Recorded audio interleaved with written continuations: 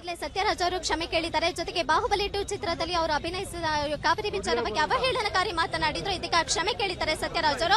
ಬನ್ನಿ ಇದ್ರ ಬಗ್ಗೆ ವಾಟಾಳ್ ನಾಗರಾಜ್ ಅವರನ್ನೇ ಕೇಳೋಣ, ಅವ್ರು ಯಾವ ರೀತಿ ಪ್ರತಿಕ್ರಿಯೆ ನೀಡ್ತಾರೆ ಅಂತ. ಸರ್, ಇವತ್ತಾಗ್ಲೇ ಇವರು ಸತ್ಯರಾಜ್ ಅವರು ಕ್ಷಮೆ ಕೇಳಿದ್ದಾರೆ ಅಂತ ಕೇಳ್ಬಂತು, ಕ್ಷಮೆ ಕೇಳಿದ್ದಾರೆ ಅಂತ ಕೇಳ್ಪಟ್ವಿ.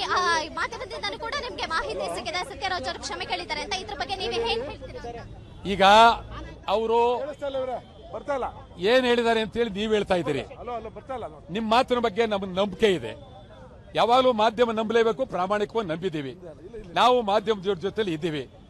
ನಾವು ಅವನು ಏನ್ ಹೇಳಿದ್ದಾನೆ, ನಮ್ಮನ್ನು ಯಾವ ರೀತಿ ಅವರು ಹೀನಾಯವಾಗಿ ಮಾತಾಡಿದ್ದಾರೆ, ಅವ್ರು ಯಾವ ರೀತಿ ಅವ್ರು ಹೇಳಿಕೆ ಕೊಟ್ಟಿದ್ದಾರೆ, ಆ ಹೇಳಿಕೆ ತೆರೆಮರೆಯಲ್ಲಿ ಕೊಟ್ಟಿರೋದಾ, ಯಾರು ಕೊಟ್ಟಿರೋದು, ಅವರ ಧ್ವನಿನ ಅವ್ರು ನೇರವಾಗಿ ಹೇಳ್ತಾ ಇದ್ದಾರೆ. ನಾವು ಪರಿಶೀಲನೆ ಮಾಡ್ತೀವಿ. ಪರಿಶೀಲನೆ ಮಾಡಿ 2 ಗಂಟೆ ನಂತರ ತಮ್ಮನ್ನೆಲ್ಲ ಕರೆದು ನಾವು ಬಹಿರಂಗವಾಗಿ ತಮ್ಗೆ ಹೇಳ್ತೀವಿ. ಒಂದ್ ವೇಳೆ ಅವರು ಖಂಡಿತವಾಗ್ಲೂ ಕ್ಷಮೆ ಕೇಳಿದ್ರೆ, ಅದೆಲ್ಲ ಪರಿಶೀಲನೆ ನಡೆದ್ಮೇಲೆ ಅವ್ರು ನಿಜವಾಗ್ಲೂ ಕ್ಷಮೆ ಕೇಳಿದ್ದಾರೆ ಅಂದ್ರೆ ಮುಂದಿನ ಕ್ರಮ ಏನ್ ಕೈಗೊಳ್ತೀರಾ? ಅವರು ನಿಜವಾಗಿ ಕೇಳಿದಾರೋ ಸುಳ್ಳಾಗಿ ಕೇಳಿದಾರೋ ಇನ್ನೂ ನಮಗೆ ಗೊತ್ತಿಲ್ಲ. ಅವ್ರು ನಿಜವಾಗಿ ಕೇಳಿದಾರೆ ಅಂತ ನಾವು ನೋಡಿದ್ಮೇಲೆ ನಮಗ್ ಗೊತ್ತಾಗುತ್ತೆ. ಅದಾದ್ಮೇಲೆ ತಮ್ಗಳು ಕರಿತೀವಿ. ನಿಮ್ ಎದುರಿಗೆ ಮುಂದಿನ ಯೋಜನೆ ಏನು ಅಂತ ತಮಗೆ ತಿಳಿಸ್ತೀವಿ.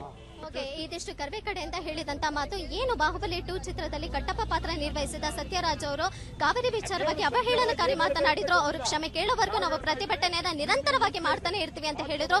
ಇದೀಗ ಸತ್ಯರಾಜ್ ಅವರೇ ಕ್ಷಮೆ ಕೇಳಿದಾರ, ಅದನ್ನ ನಾವು ಪರಿಶೀಲನೆ ನಡೆಸಿ ಮಧ್ಯಾಹ್ನ 1 ಗಂಟೆಗೆ ಏನು ಸುದ್ದಿಗೋಷ್ಠಿ ಮಾತನಾಡಿ ಅದನ್ನ ಪರಿಶೀಲನೆ ನಡೆಸಿ ಮುಂದಿನ ಕ್ರಮ ಕೈಗೊಳ್ತೇನೆ ಅಂತ ಹೇಳ್ತಿದ್ದಾರೆ.